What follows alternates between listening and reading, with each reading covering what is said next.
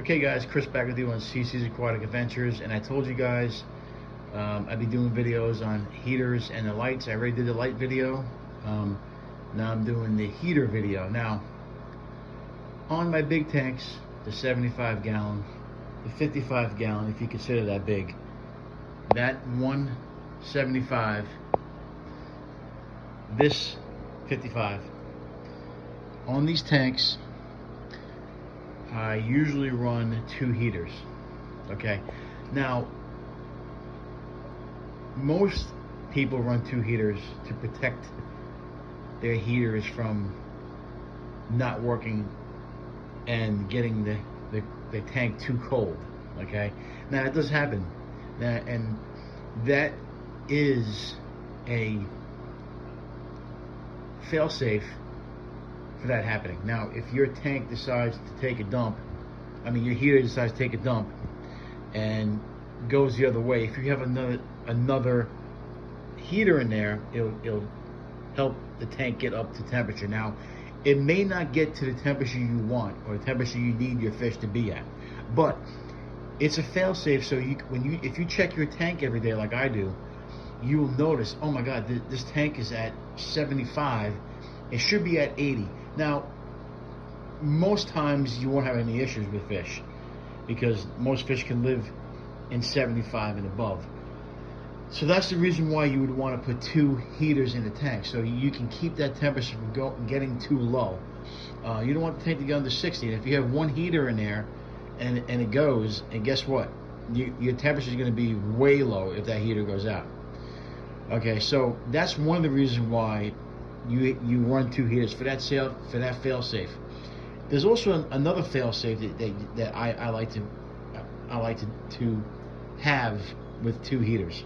Okay, now most people will go online and they'll say, well, this tank needs that tank right there needs 600 watts because it's a 175. Okay, so you go out and buy a big time heater. Now, what's going to happen if that heater decides to not stop heating? Like if it goes into the hundreds, what do you do? What do? You fry your fish, right? So what I do is I run, instead of running one 600 watt heater, or I say in this tank I run, this tank I'm running 300 watts of heater. If I ran a 300 watt heater in this tank, all those fish would be dead if it decided to go the other way and just fry all the fish. Okay, so what I do is I put 250 watt heaters in the tank.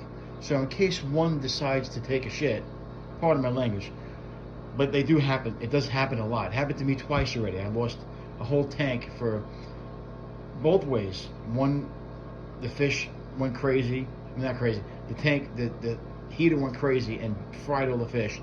And then the other one, my tank was in the 60s and it killed. Well, didn't kill all the fish. I was able to save some fish on both occasions because I was alert and I was able to catch it in time. But sometimes it doesn't happen and you don't catch it in time. So that's the issue.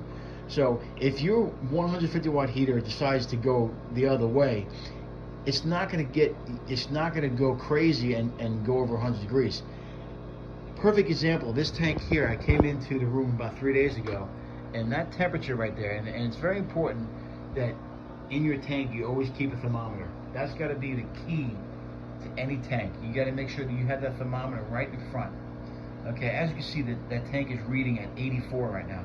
Okay, I came in here the other day and it was reading at 80 or 89 or 90 degrees.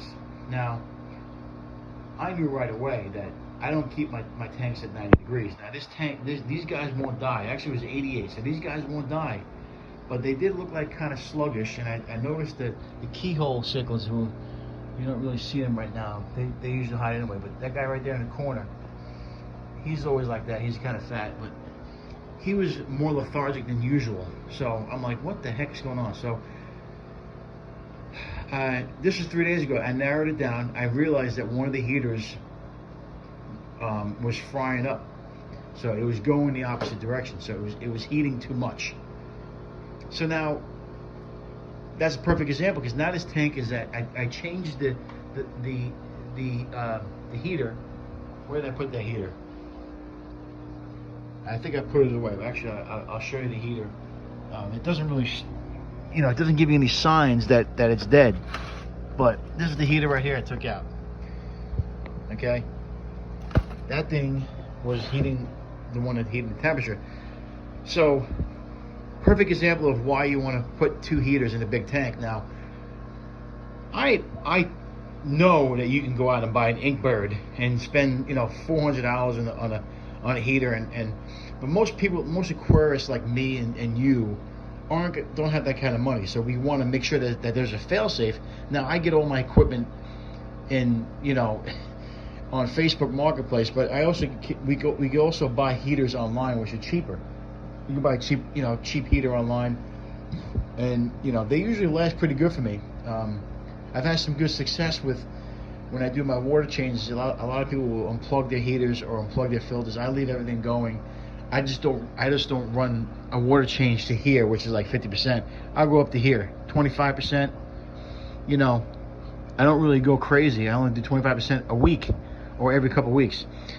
So, so if you do water change down here and your heater is here, and the rest of the heater's up this way, you're gonna fry, you're gonna kill that heater, or you're gonna fry the fish, or whatever, if that thing decides to turn. So I usually just go to buy here, 25%, and and then leave the heaters on.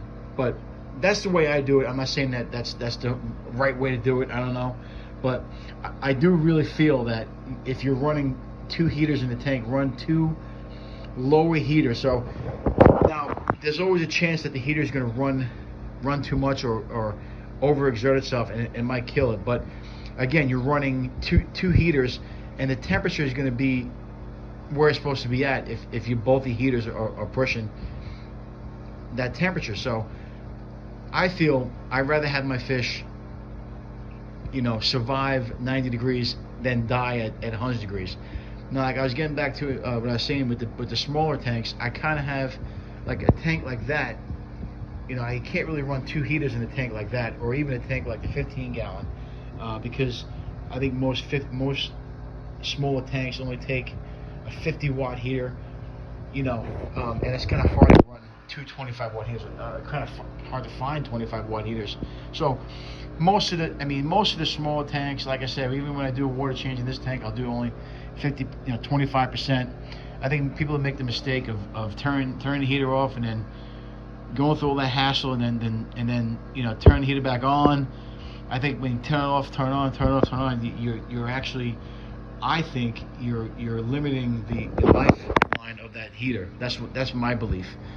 So I don't turn the heaters off at all. I don't even turn the filters off unless I got to do like a canister filter, exchange, or if I got to change the filters out in the sump. Obviously, you got to turn the thing off. But for the most part, if I'm on my hang on the back filters, I don't take them off. The heaters, I don't take them off. But anyway, get back to the small tanks. Now, you could run it if you're running a 40-gallon like this one here. This one here only has one heater, but if you're running a 40-gallon, and I think 40-gallon, you could probably use a 100-watt heater. You can use 2 50-watt heaters, and if one, like I said, if one goes, you always have one fail-safe. So, my whole thing is I don't want to lose fish. So I'd rather have a heater go for, $30 or $20 than lose a whole tank full of fish like that. You know what I mean? So, or like that. Now, unfortunately, with the way the temperature was, it looks like I'm going to lose some plants in here.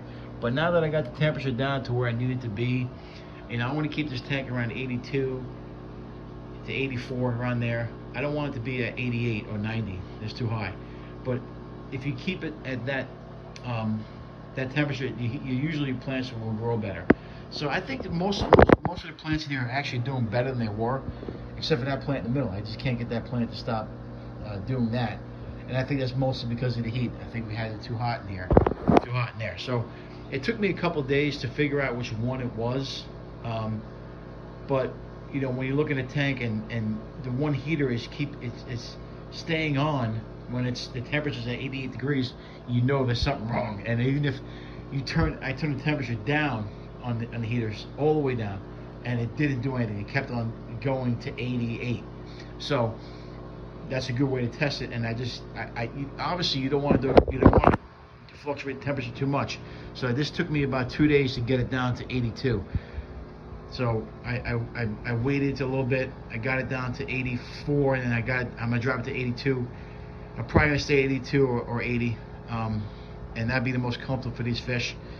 Angelfish, you gotta be very careful with angelfish, because you don't want to go too crazy with moving stuff around, because they get skittish, and they'll do something that you may not be happy with, like trying to jump out of the tank, or just being very stressed.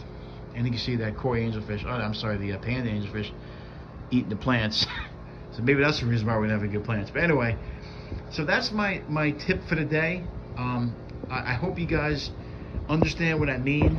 I think I know a lot of guys who run 2 heaters in their tank, but it's the fail-safe for if it does decide to crap out and go down to the 60s.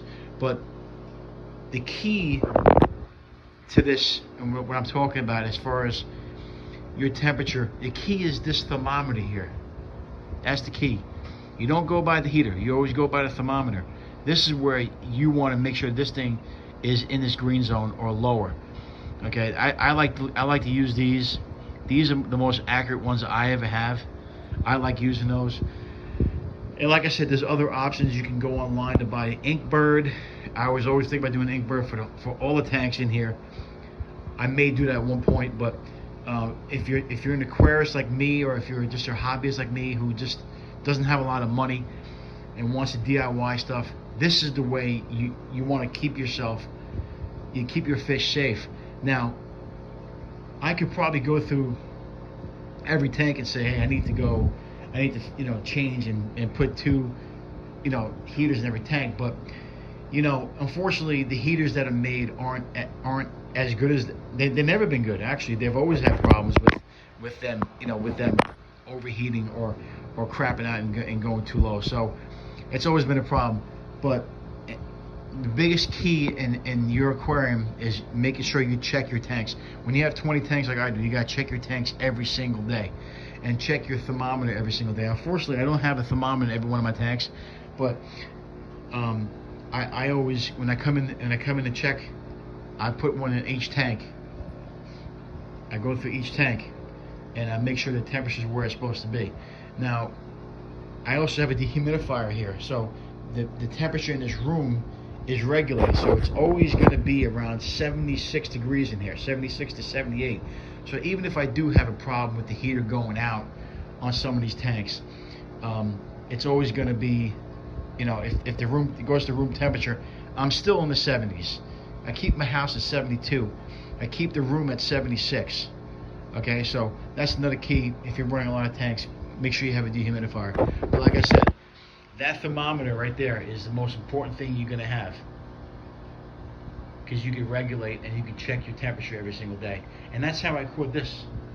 Like I said, I was in here checking it, and I said 88 degrees. I'm like, oh my God. So automatically I knew that there was one of those heaters was not working. Okay, one of those heaters was overheating. Now, overheating is not from not being enough wattage. Overheating is just a heater over time. And I probably had the heater for about 6 years, 7 years, just saying, that's it, I'm done, and I'm just gonna fry everything. So, like I said, biggest thing is having a thermometer, checking your tanks. And on my big tanks, on the fish that I know aren't as hardy, I will go and I will make sure that I have 2 heaters in there. And if I have the money, if I find the heaters, I will go. The 55 gallon in it has 2. Okay, 200-watt heaters.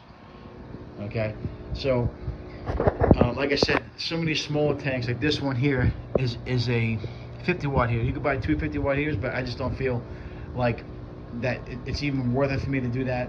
It can still fry the fish because of the water volume, but that's something that I kind of take a chance on, and I've had some good success with these small tanks and the heaters, and not going out. So And if you check your tanks like I do, I check my tanks probably every 4 or 5 hours.